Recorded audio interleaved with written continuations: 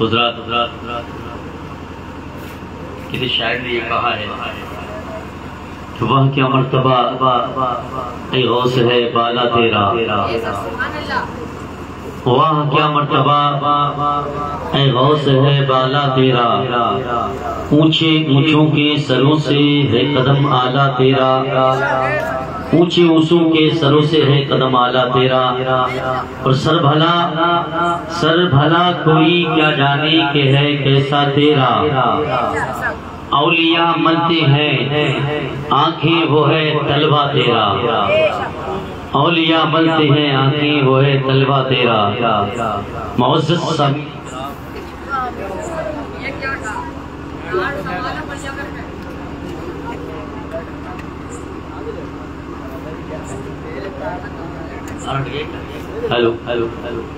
معزز سامعین کرام، ابھی خطبہ مسنونہ کے بعد قرآن مجید فرقان حمید کی آیت کریمہ تلاوت کرنے کا شرف حاصل کیا۔ میرا اور آپ کا ہم سب کا رب قرآن مقدس میں یہ فرماتا ہے، یا ایھا الذین آمنوا اتقوا اللہ وکونوا مع الصادقین، اے ایمان والو اللہ سے ڈرو اور سچوں کے ساتھ ہو جاؤ، سچوں کے دامنوں سے وابستہ ہو جاؤ، یہی تو سچے ہیں، یہی اولیاء کرام ہیں، انہی کے دامنوں کو مضبوطی سے پکڑ لینا، اور پکڑنے کا مطلب صرف یہی نہیں ہے صرف پروگرام میں یا کوئی شریف میں حاضر ہو جانا، بلکہ سچوں کے دامنوں کو پکڑنے کا مطلب یہ ہے کہ جو بھی اللہ والے کے دربار میں جو کام کاج ہے، سجاوٹ ہے، روشنی ہے، جو بھی انتظامات ہے، ان سب کاموں میں مل کر حصہ لے لینا، ان میں شریک ہو جانا، ان کے بتائے ہوئے مشن پر چلنا، یہ اللہ والوں کی محبتیں ہیں، اور انشاءاللہ یہ محبتیں ایسی ہیں کہ دنیا میں بھی کام آئیں گی اور آخرت میں بھی انشاءاللہ کام آئیں گی۔ اللہ رب العزت نے جتنے بھی انبیاء مرسلین دنیا میں مبعوث فرمائے، سب کا مرتبہ، سب کی شان و شوکت، سب کی بلندیاں، سب کا رتبہ، سب کا مقام الگ الگ ہے۔ قرآن مقدس نے تیسرے پارے میں اسی مقام و منصب نبوت کو یوں بیان فرمایا، تلک الرسل فضلنا بعضهم على بعض منهم من کلم اللہ ورفع بعضهم درجات، یہ وہ رسول ہیں جن میں سے بعض پر بعض کے درجے بلند ہے، فضیلت ہے، انہی میں سے کچھ وہ ہیں جنہوں نے رب تبارک و تعالیٰ سے کلام کیا، اللہ رب العزت نے ان سے کلام کیا، ورفع بعضهم درجات، اور کتنے ایسے ہیں جن کے درجوں کو بلند و بالا کیا، جس طرح میرے آقا مصطفیٰ جان رحمت صلی اللہ علیہ وسلم کی شان و شوکت، آپ کی بلندیاں عقل و ادراک سے ماورا ہے، اسی طرح میرے آقا نبی کریم صلی اللہ علیہ وسلم کے امتیوں کا مرتبہ بھی الگ الگ ہے، ان کے مقام بھی الگ الگ ہے، جس طرح بزرگان دین، علماء صلحاء جتنے بھی ہیں بزرگان دین ہیں، سب کی شان و شوکت، سب کے مرتبے الگ الگ ہیں، ان کو تو رب کائنات نے وہ شان عطا کی ہے، وہ بلندیاں عطا کی ہیں کہ جو ہماری عقلوں تک بھی نہیں آتی۔ اللہ والوں کی محبت ان سے پیار کرنا یہ دنیا اور آخرت میں کامیابی کی ضمانت ہے۔ اللہ والوں سے، اللہ والوں کی دونوں جہاں کی محبت، ان سے محبت رکھنا، عقیدت رکھنا، یہ کامیابی ہی کامیابی ہے۔ کیونکہ کل بروز قیامت جب حشر کا میدان قائم ہوگا تو آج دنیا میں جس کو اپنا عزیز سمجھ رہے ہو، اپنا پیارا تم جان رہے ہو، لیکن اس ساری کے سارے تمہارا ساتھ چھوڑ دیں گے۔ لیکن یہی اللہ والے جو ایسے عالم میں اس وقت بھی تمہارے دوست ہوں گے، اس وقت میں بڑا گہرا دوست، اپنا بڑا عزیز جو ہے سب بیگانہ ہو جائیں گے، لیکن ایک گروہ، ایسا گروہ ہوگا جو مدد کرتا ہوا نظر آئے گا۔ ارے حشر کے میدان میں تو نفسی نفسی کا عالم ہوگا، ہر ایک اپنے قدم کو اس لیے دوسرے کی جانب بڑھا رہا ہوگا، کاش کہ اس سے مجھے ایک نیکی حاصل ہو جائے، ایک نیکی مجھے دے دے، لیکن سب انکار کر دیں گے۔ رب کائنات نے اس منظر کو جو ہے قرآن مقدس میں بھی بیان فرما دیا ہے، ارشاد خدا بندی ہوا ہے، الاخلاء یومئذ بعضهم لبعض عدو الا المتقون۔ میرا رب فرما رہا ہے ارے اس وقت جو ہے گہرے دوست جو ہے قیامت کے دن تمہارے دشمن بن جائیں گے، سوائے متقین کے، سوائے پرہیزگار کے۔ آخرکار اب ہمارے ذہنوں میں خیال آ گیا، ہمارے ذہنوں میں ایک سوال گردش کرنے لگا کہ آخرکار رب فرما رہا ہے کہ یہ متقین ہمارا جو ہے قیامت کے دن بھی ساتھ دیں گے، قیامت کے دن بھی ہماری مدد کریں گے۔ آخرکار جو ہے یہ متقین کون لوگ ہیں؟ اسے متقین کہا جاتا ہے، اسے پرہیزگار کہا جاتا ہے۔ تو میرے رب نے جو ہے یہ معاملہ بھی صاف فرما دیا ہے، ارے متقین کسے کہا جاتا ہے؟ رب نے جو ہے قرآن میں ہی فرما دیا ہے، ان اولیاءہ الا المتقون، یعنی اولیاء ہی تو پرہیزگار یہی کام آئے گا، یہی اولیاء تو پرہیزگار ہوا کرتے ہیں۔ اور ولیوں کی شان میں تو میرے رب نے یہ بھی فرمایا، انما ولیکم اللہ ورسولہ والذین آمنوا، کہ بے شک اللہ تمہارا دوست ہے، رسول تمہارے دوست ہیں، اور ایمان والے بھی تمہارے دوست ہیں۔ اور میرے رب نے فرما دیا ہے والذین یبیتون لربہم سجدا وقیاما۔ ارے ولیوں کی شان معلوم کرنا چاہتے ہو، ولیوں کے مقام کو معلوم کرنا چاہتے ہو، ارے ان کے شان کے تعلق سے جو ہے میرے رب نے قرآن میں یہ فرما دیا ہے والذین یبیتون لربہم سجدا وقیاما۔ اور ان کی شان تو یہ ہے کہ یہ لوگ جو ہے اپنے رب کے لیے جو ہے اپنے راتوں کو گزار دیتے ہیں سجدے اور قیام کی حالت میں۔ برادران ملت اسلامیہ یہ ہماری طرح نہیں ہے، آج ہماری تو نمازیں بھی چھوٹ رہی ہیں، آج ہمارے تو روزے بھی چھوٹ رہی ہیں، آج ہم دنیا کی رنگینیوں میں ملوث ہیں، آج ہم جو ہے گناہوں کے بہت سارے کام انجام دیتے ہوئے نظر آ رہے ہیں، لیکن پیارے یہ ولی اللہ جو ہے یہ بھی تو ہماری طرح پیدا ہوئے ہیں۔ جس طریقے سے ہم نے اس دنیا میں جنم لیا ہے اسی طریقے سے اولیاء کرام نے بھی دنیا میں جنم لیا ہے۔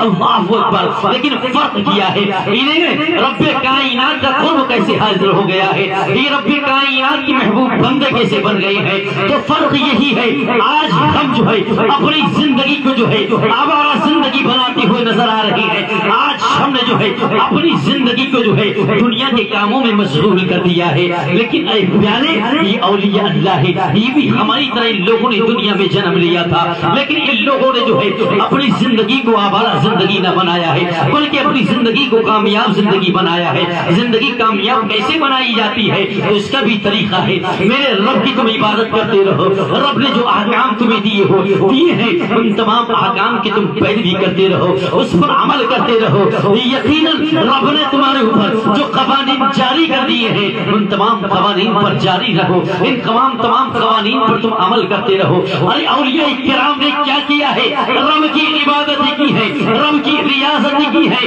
رب نے ان کے مقام کو بڑھا دیا ہے، ان کے مرتبے کو بلند و بالا کر دیا ہے۔ برادران ملت اسلامیہ، رب نے تو قرآن میں یہ بھی فرمایا ہے فاذکرونی اذکرکم، تم میرا ذکر کرو میں تمہارا ذکر کروں گا۔ ارے رب ہم سے اپنا ذکر کروا رہا ہے کہ میرے بندو تم میرا تو ذکر کرو، میں تمہارا بھی ذکر کروں گا، تمہاری شہرت عام کر دوں گا۔ لیکن پیارے ہم نے رب کے ذکر کو بھلا دیا، ہم نے رب کی عبادت کو فراموش کر دیا ہے۔ لیکن یہی وہ اللہ والے ہیں جنہوں نے جو ہے جب قرآن مقدس کی اس آیت کو سنا تھا یا قرآن مقدس کی اس آیت کریمہ کو پڑھا تھا کہ رب فرما رہا ہے فاذکرونی اذکرکم، تم میرا ذکر کرو میں تمہارا ذکر کروں گا، تو لوگوں نے جو ہے اس بات کو مضبوطی سے تھام لیا ہے اور رب کائنات کا ذکر کرنے لگے ہیں، رب کی اپنی زندگی میں عبادتیں کرنے لگے ہیں۔ اللہ اکبر، ساری کی ساری زندگی جو ہے رب کا ذکر کیا ہے، لیکن آج جو ہے اگرچہ اپنی قبروں میں ہے، آج غوث اعظم کو لے لیجیے، غوث اعظم نے بھی تو رب کا ذکر کیا تھا، لیکن آج غوث اعظم اپنی قبر انور میں تشریف فرما ہے، اپنی قبر انور میں جلوہ فرما ہے۔ حضور شاہ عبد العزیز نے بھی جو ہے رب کا ذکر کیا تھا، آج اپنی قبر انور میں جلوہ فروز ہے۔ برادران ملت اسلامیہ، لیکن ان اولیاء کرام نے جو ہے جب رب کی ذکر کو عام کر دیا ہے تو رب کائنات جو ہے ان کے مرتبے کو بھی بلند و بالا کر دیا ہے، ان کے مقام کو بھی ارفع اور بالا کر دیا ہے۔ وجہ کیا ہے؟ آج یہ غوث اعظم کا مہینہ چل رہا ہے، آج پوری دنیا کا جائزہ لیجیے، آج پوری دنیا میں جو ہے غوث اعظم کے نام سے ذکر ہوتا ہوا نظر آئے گا، غوث اعظم کا ذکر جو ہے آج پوری دنیا میں ہوتا ہوا نظر آ رہا ہے۔ وجہ کیا ہے؟ اولیاء کرام نے جو ہے رب کے ذکر کو عام کر دیا ہے، رب کائنات نے ان کے ذکر کو بھی بلند و بالا کر دیا ہے۔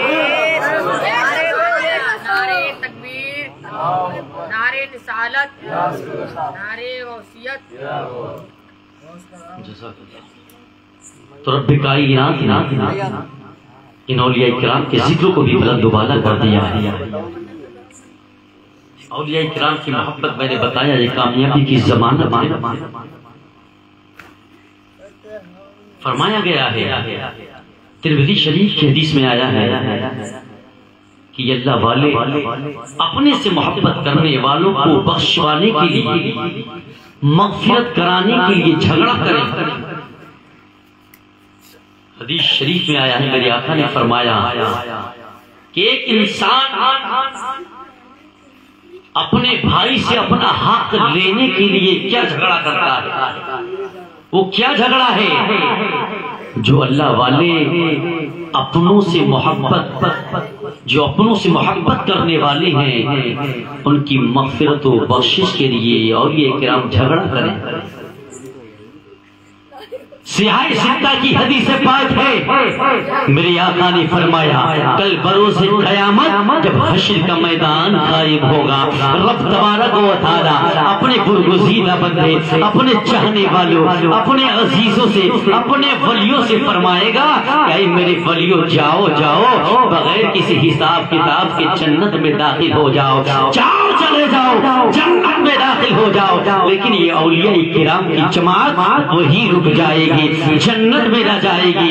یہ ولیوں کی جماعت عرض کرے گی اے پاک پروردگاری عالم، ہم کیسے جنت میں جا سکتے ہیں جبکہ ہمارے محبین، ہم سے عقیدت رکھنے والے، ہم سے پیار کرنے والے، ہم سے عشق کرنے والے جو ہے وہ دوزخ میں داخل ہو گئے ہیں۔ اللہ اکبر۔ رب تبارک و تعالی جب یہ دیکھے گا کہ میں نے تو انہیں حکم دے دیا ہے جنت میں جانے کا، آج ہر انسان تڑپ رہا ہے جنت میں جانے کو مل جائے، لیکن یہ لوگ کیسے لوگ ہیں جو جنت میں جانا نہیں چاہتے ہیں؟ فرشتوں سے رب فرمائے گا اے میرے فرشتوں، حالانکہ رب خود بھی جان رہا ہے لیکن فرشتوں سے کہہ رہا ہے، فرشتوں سے فرمائے گا اے فرشتوں میرے ان ولیوں سے ذرا پوچھو تو صحیح، ذرا ان سے معلوم تو کرو کہ میں نے تو انہیں جنت میں داخل ہونے کا حکم دے دیا ہے، بغیر حساب کتاب کے جنت میں داخل ہو جاؤ، لیکن یہ ولیوں کی جماعت کیوں ٹھہری ہوئی ہے، کیوں رکی ہوئی ہے، آخر ماجرا کیا ہے، وجہ کیا ہے؟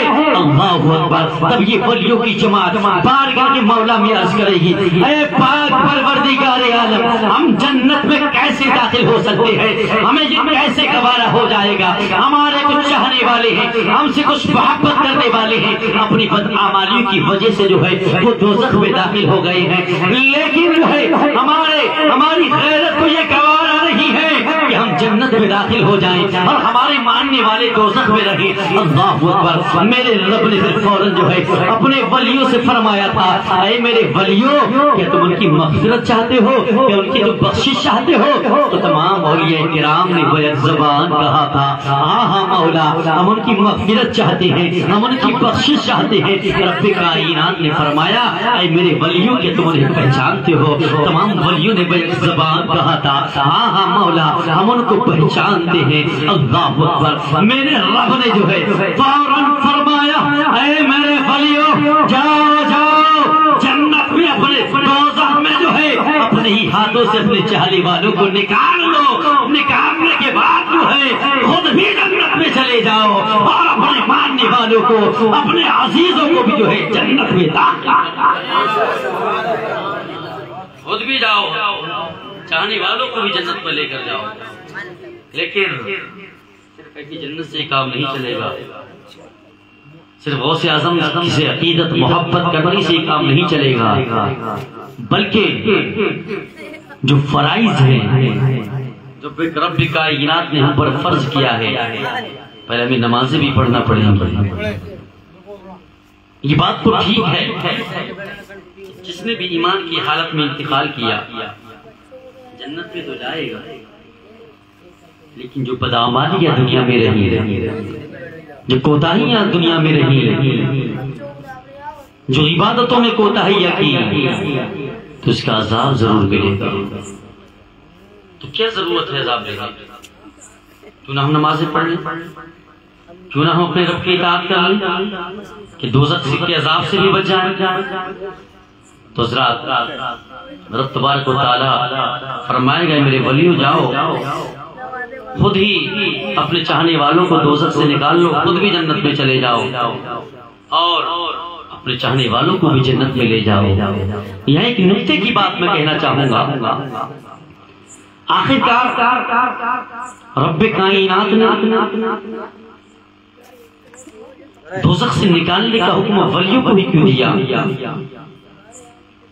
فرشتوں سے بھی کہہ سکتا تھا کہ فرشتوں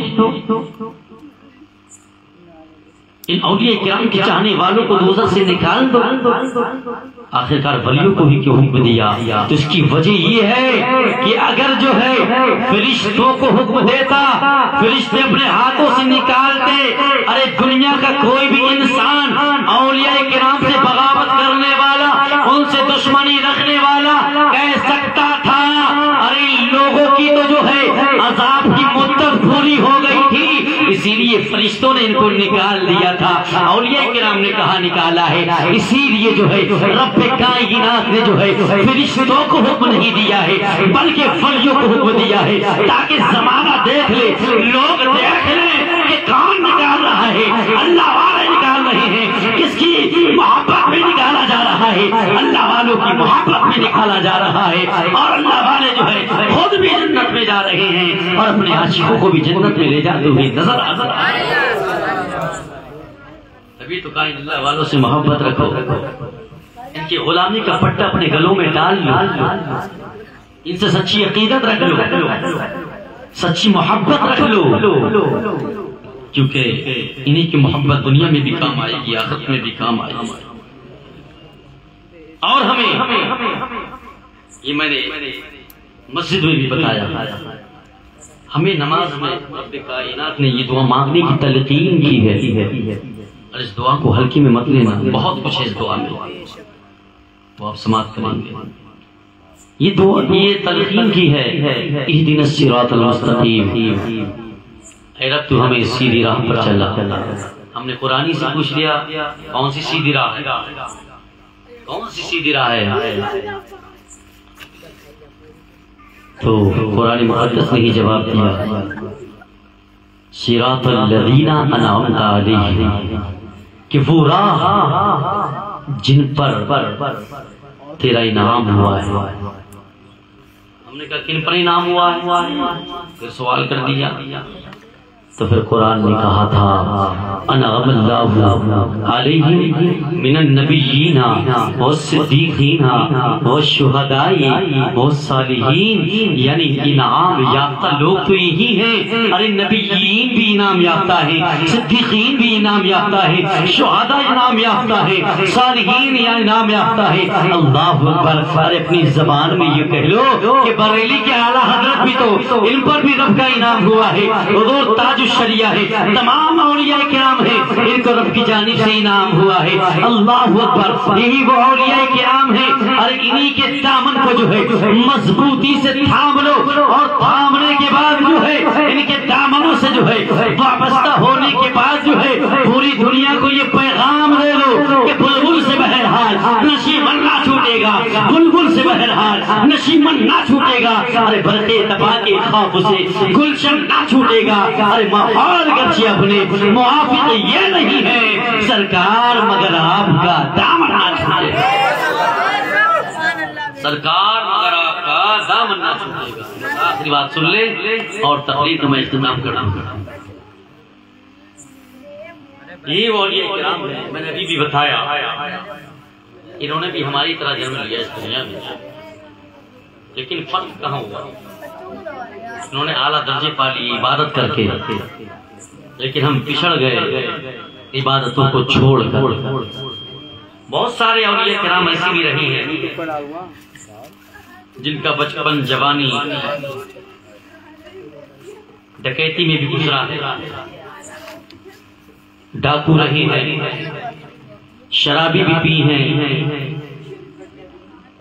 بڑے بڑے گناہوں کے کام کیے ہیں، لیکن جب ان لوگوں نے سچے دل سے خدا کی بارگاہ میں توبہ کر لی ہے اور رب کائنات نے ان کی توبہ کو قبول فرما لیا ہے، تو یقیناً اس دعا کی برکت سے یہ ولی کامل بنتے ہوئے نظر آئے۔ جیسا کہ حضرت مالک ابن دینار بہت ہی مشہور بزرگ گزرے ہیں، بہت بڑے اپنے وقت کے عالم، بہت بڑے ولی کامل گزرے ہیں، اور اپنی توبہ کا واقعہ کچھ اس طرح بیان کیا ہے۔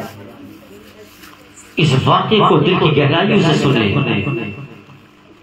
اور اس واقعے پر عمل کرنے کی بھی کوشش کریں، اس واقعے سے درس عبرت حاصل کریں۔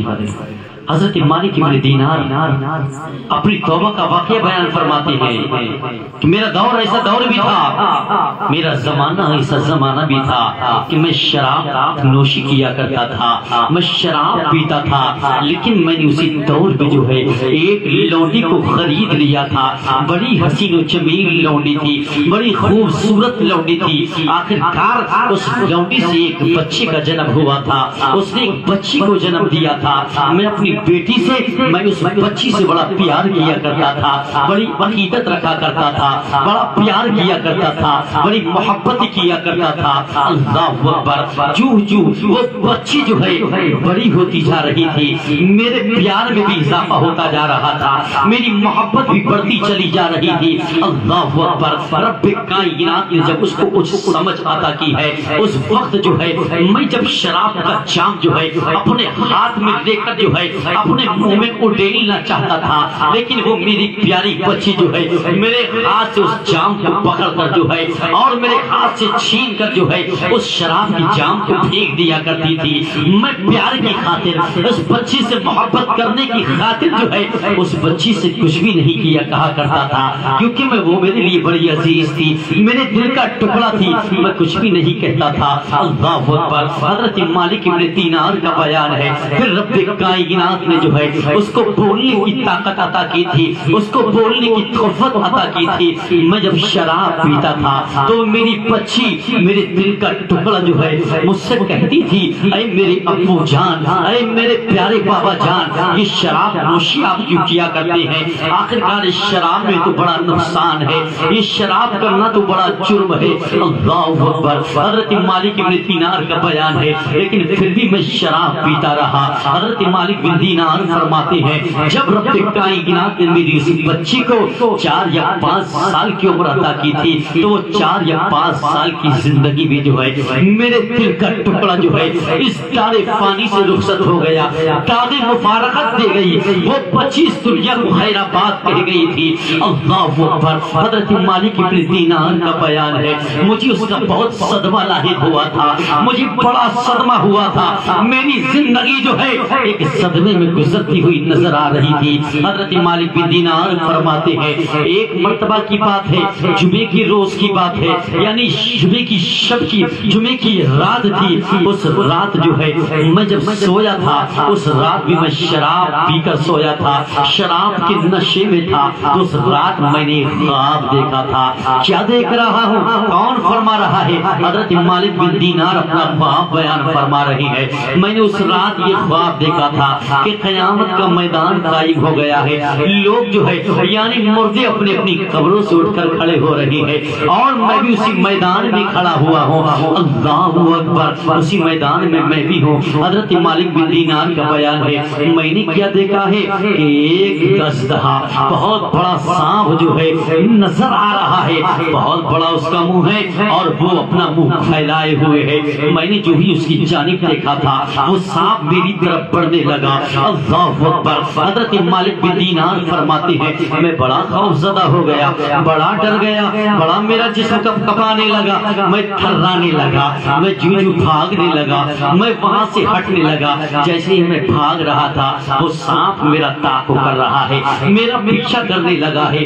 اللہ اکبر۔ آگے آگے میں دوڑ رہا ہوں، پیچھے پیچھے سانپ دوڑا رہا ہے۔ اللہ اکبر۔ حضرت مالک ابن دینار کا بیان ہے کہ میں جب دوڑ رہا تھا اسی دوڑنے کے عالم میں نے ایک خوبصورت بزرگ کو دیکھا تھا۔ دوڑتے دوڑتے بھاگتے بھاگتے میں نے ان بزرگ سے کہا تھا اے بزرگ آپ میری مدد کیجئے، یہ عجیب سانپ ہے جو مجھے دوڑا رہا ہے، مجھے پریشان کر رہا ہے۔ اللہ اکبر۔ بزرگ نے جب یہ سنا تھا تو فوراً کہا تھا اے بیٹا یہ سانپ جو ہے مجھ سے زیادہ طاقتور ہے، میں اس سے مقابلہ نہیں کر سکتا ہوں، میں اس سے مقابلہ نہیں کر سکتا، لہذا اے بیٹا میں تمہاری مدد نہیں کر سکتا ہوں۔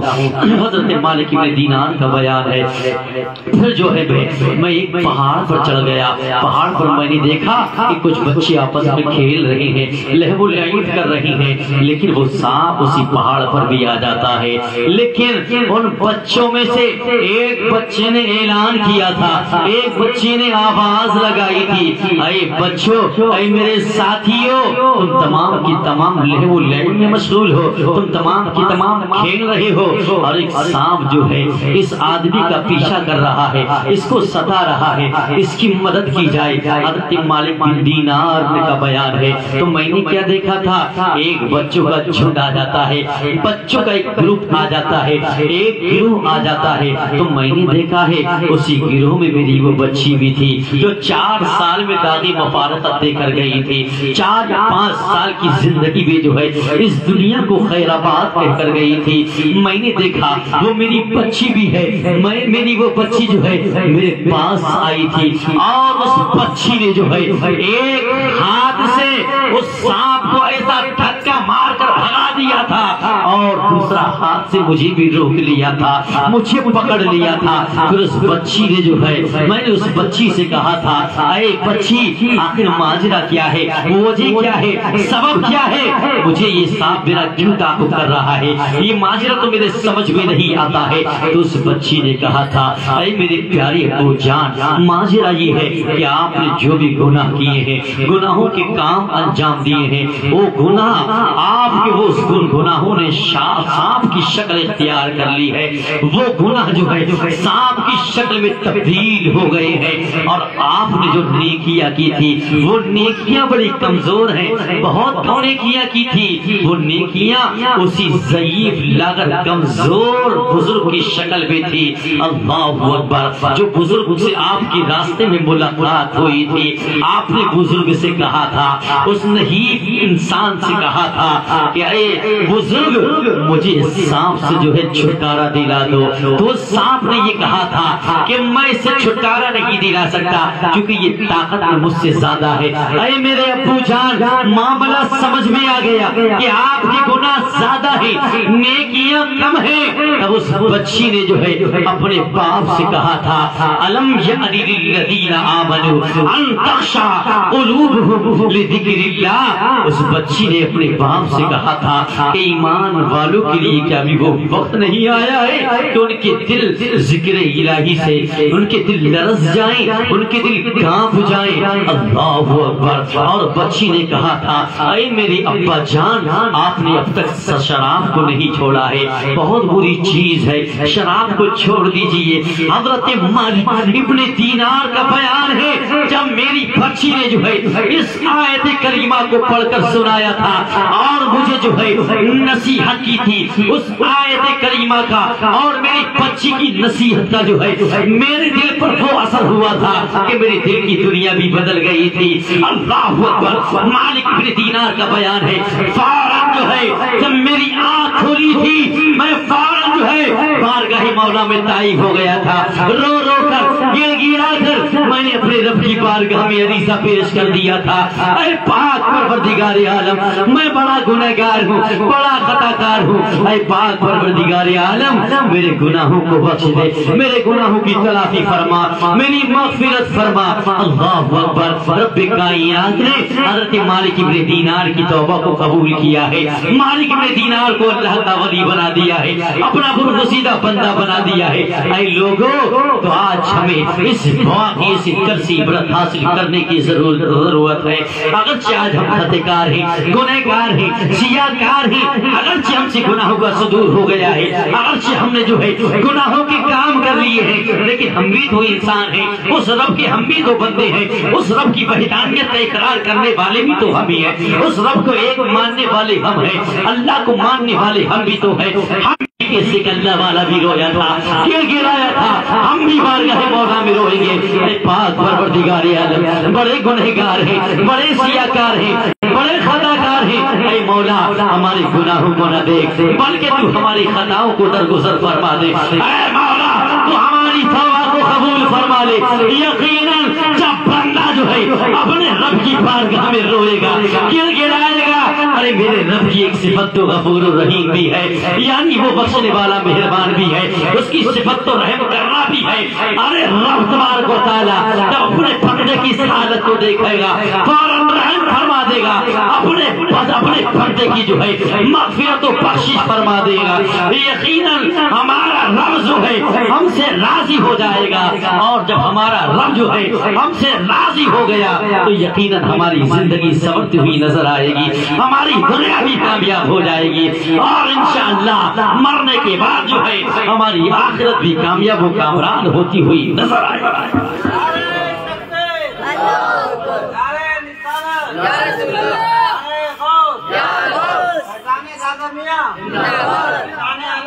زندہ باد، زندہ باد، یہی وہ اللہ والے ہیں، تبھی تو کہا ہے اللہ والوں کی زندگی کو پڑھیے، اللہ والوں کی مشن پر عمل کیجیے، اللہ والوں کی حیات مبارکہ کو پڑھیے۔ ان اللہ والوں نے اپنی زندگی کو کیسے گزارا ہے جو آج پوری دنیا میں چمک رہی ہے۔ آج پوری دنیا میں روشن ہے، تو یقیناً اگر اللہ والوں کے مشن پر چلو گے، اللہ والوں کے دامنوں سے وابستہ ہو جاؤ گے، تو دنیا کی بڑی سے بڑی طاقت، دنیا کی بڑی سے بڑی قوت ہمارے سامنے زیر ہوتی ہوئی نظر آئے۔ دنیا لاکھ برا چاہے، لاکھ عیوب و نقائص میں گرفتار کرانا چاہے، لوگ جھوٹے مقدمات میں پھنسانا چاہے، لوگ جھوٹی تہمتیں لگانا چاہیں، یقیناً جب اللہ والوں کا یہ فیض ہوگا کہ اللہ والوں کی محبت ہمیں ضرور کام آئے۔ دنیا میں بھی ان کی محبت کامیابی کی ضمانت ہے، اور آخرت میں بھی انشاءاللہ کامیاب و کامرانہ کی ضمانت ہے۔ تو رب تبارک و تعالیٰ کی بارگاہ میں دعا ہے ہمیں اور آپ کو ان تمام باتوں پر عمل کرنے کی توفیق عطا فرمائے۔ وآخر دعوانا ان الحمدللہ رب العالمین۔ السلام علیکم ورحمۃ اللہ تعالیٰ وبرکاتہ۔